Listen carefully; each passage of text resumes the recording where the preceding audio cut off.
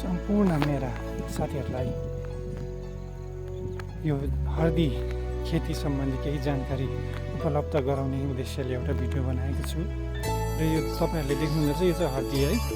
यसलाई चाहिँ हामी शुद्ध गाईको मल यसरी डोकोमा बोकेर बारी खनजोत गरेर यसरी ड्याङ बनाएर यसरी मल हाल्छौँ है।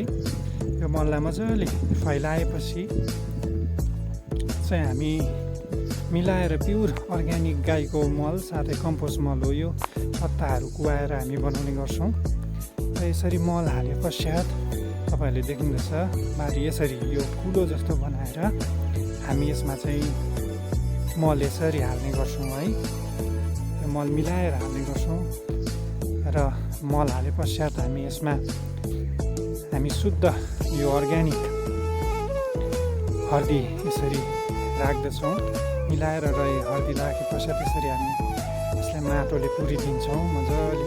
यो हर्दी चाहिँ एकदम बहुउपयोगी कुरा हो। यसले हामीलाई धेरै मेडिसिनको रूपमा काम गर्छ। यसले गाँठीहरू दुख्दा र नानीहरूलाई सर्दी खोकी लाग्दा पनि यसलाई हामी उमालेर दुधमा पकाएर या सोझै खाने गर्छौँ र यसले धेरै नै हामीलाई रोगहरू निको भएको छ। हाम्रो नानीहरूलाई पनि म यही पकाएर दिने गर्छौँ र साथै यो हामी दैनिक रूपमा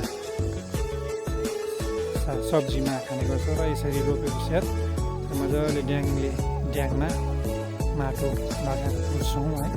र मैले अलिकति यहाँनिर हजुरलाई देखाउन चाहिरहेको छु यो सबै मैले अघि रोपिसकेको स्थानहरू र यो मजाले रोपेपछि चाहिँ तपाईँको मेरो गाउँको अलिकति प्राकृतिक नजाराहरू पनि चाहिँ एकदमै खुबै सुन्दर स्थान छ मेरो गाउँ। र जताततै हरियाली छ।